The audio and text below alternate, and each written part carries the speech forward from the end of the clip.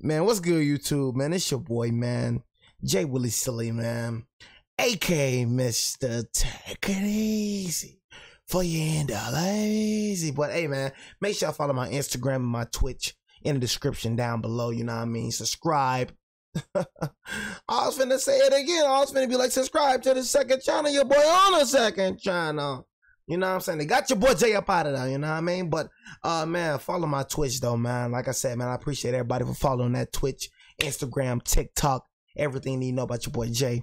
It's in the description down below. But we got the horrifying last minutes of Kristian Prinsloo eaten by pet lion. You know what I mean? I know that long. You know what I'm saying? And I ain't even trying to be funny, G, but humans just don't know. Like, I don't know. It's just some humans that, excuse my language, just pure jackasses. Just pure jackasses. You think I'm finna have a pet lion? I seen somebody on TikTok, they have a pet leopard.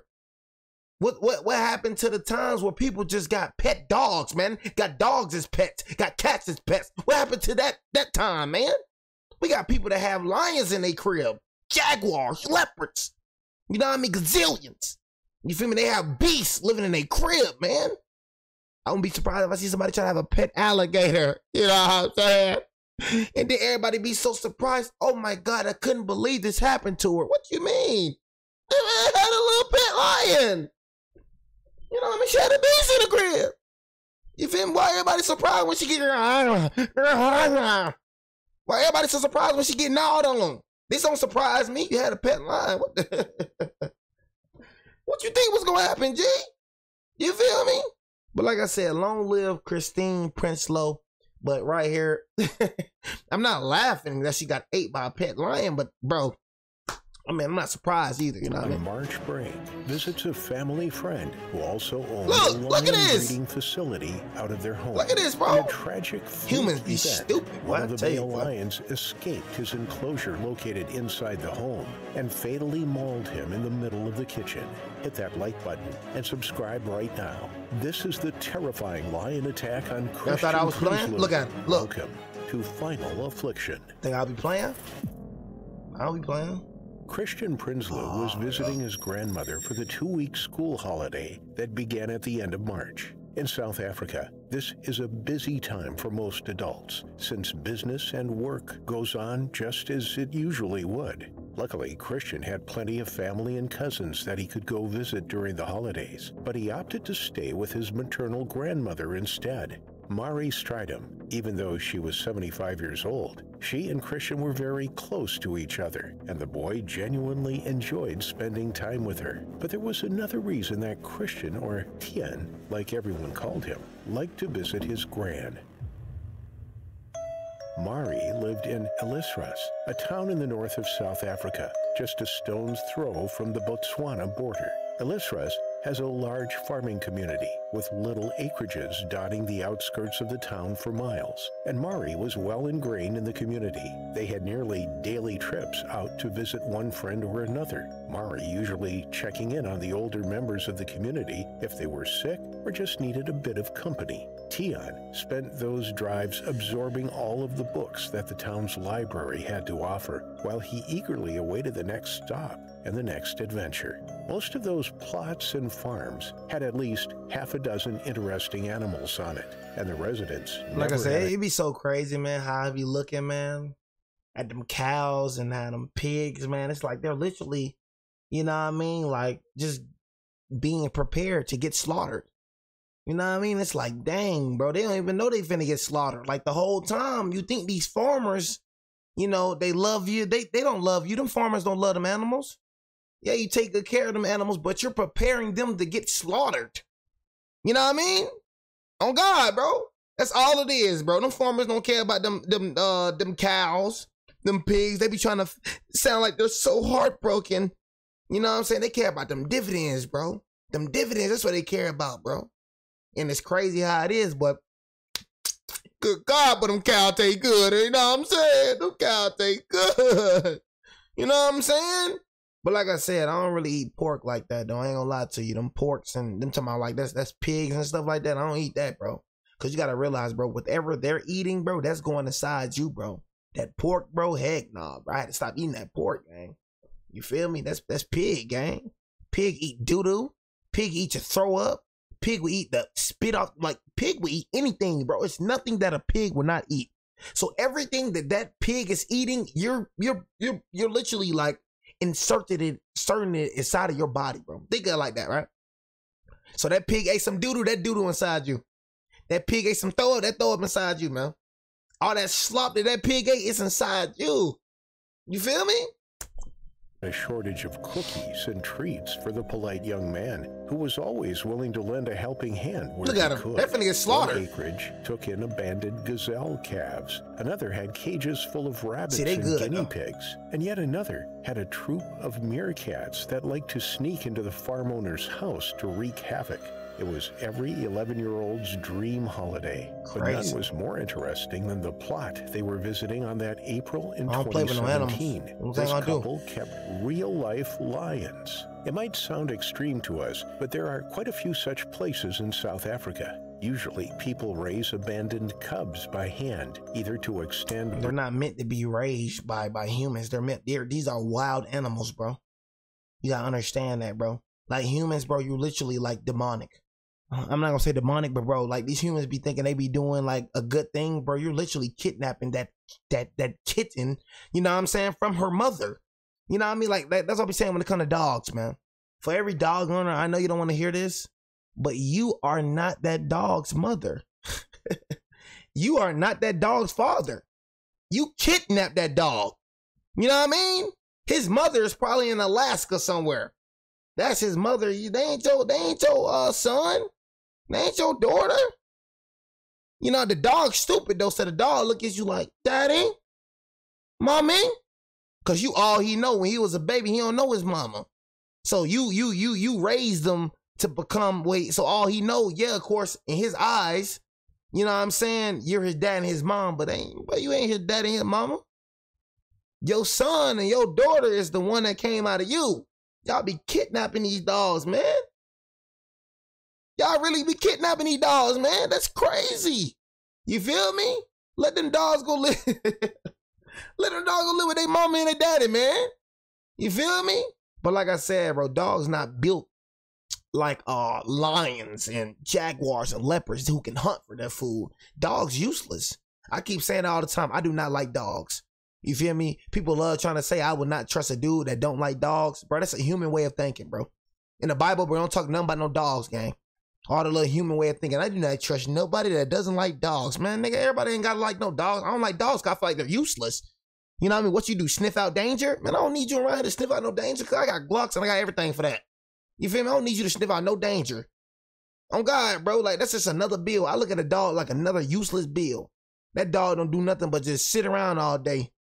He doo-doo, he pee, eat up all your money. What I need a dog for? You know what I mean? It's like another kid, gang. You know what I'm saying? I don't need no freaking dog. Protect me. I can protect myself. On God, tell me I sniff out danger from miles away. Man, I don't need that. I'm cool, bro. I'm cool with the Glocks and the K's I got. I'm cool, bro. I don't need no dog. You know what I'm saying?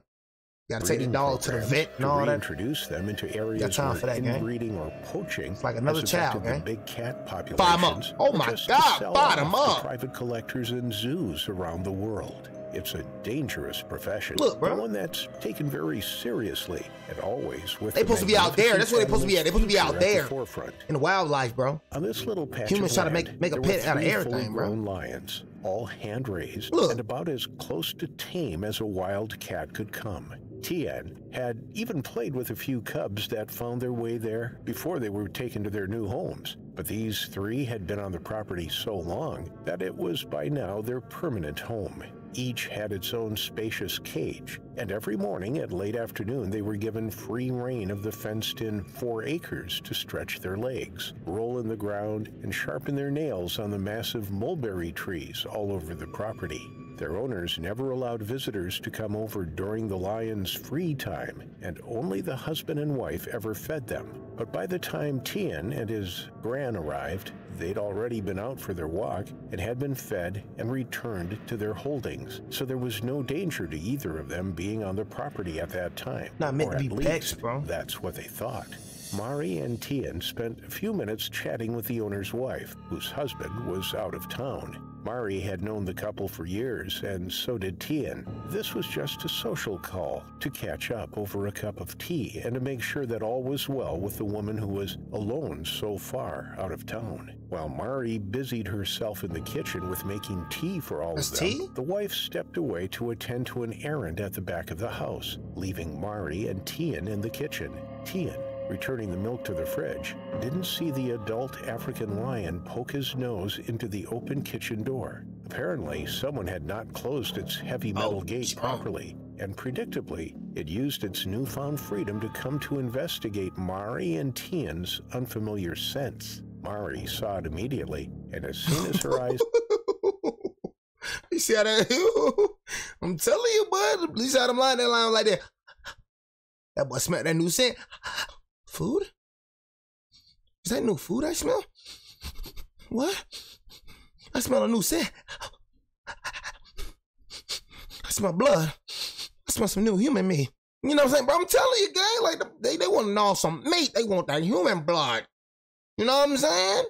They want the blood. You see how he look how he started looking at it. Unfamiliar scents. Mari saw it immediately, and as soon as her eyes fell on the creature, she moved in between her grandson and the beast in one swift motion. Tian heard her call out to him softly, and to his horror, he saw what was standing right in the kitchen door. I would have been so Tian scared. was not some uninformed child. He knew full well that no matter how much a lion's been in contact with humans, it's never truly tame. The ice-cold fear that coursed through him was nearly enough to fossilize him where he stood. But his grandmother, calm and without taking her eyes off the cat, told him to get out of the kitchen and into the safety of the house. Tian did as he was told, but he wasn't as calm as Mari. Tian spun around and began to run. The moment he did, he became just another gazelle fleeing from a hunter, just like any other prey running for their lives. And even though the lion was well fed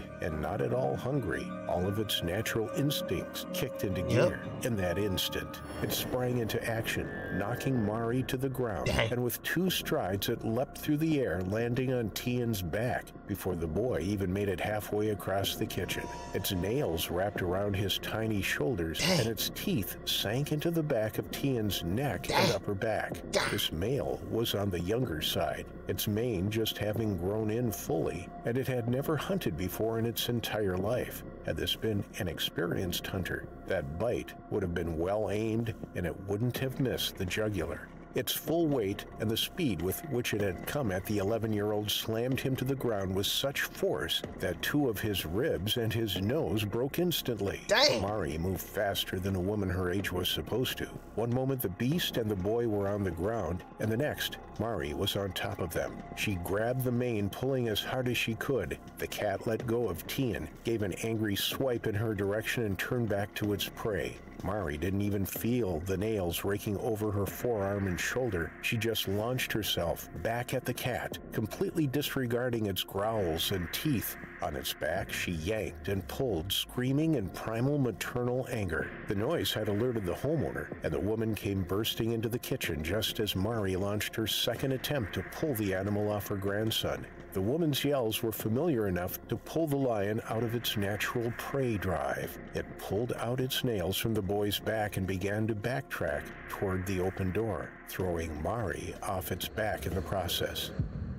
Stop playing Mari with that didn't fire. wait for the tiles to get warm beneath her. Slipping on her and her grandson's blood, she scrambled to Tian's unmoving body. The homeowner ran after the lion, got it back in its cage, and ran back to the house with the intention of calling an ambulance. But Mari was one step ahead of her. She'd grabbed the car keys off the counter, threw them at her friend, and picked up Tian like he weighed nothing. The adrenaline was fueling her now. Even at 75, with her own wounds and her age dragging her down, she suddenly could have been 20 years old again. It took them 20 minutes to reach the nearest hospital, and there the damage was starkly clear. The back of Tian's neck and his back were shredded beyond repair. Damn. He was completely unresponsive, and his breathing was shallow. Besides patching up the deepest scratches to slow the bleeding and to get him on a transfusion, all that the small-town hospital could do was wait for the helicopter to arrive to airlift Tian to Pretoria City, where the best surgeons and specialists were already waiting.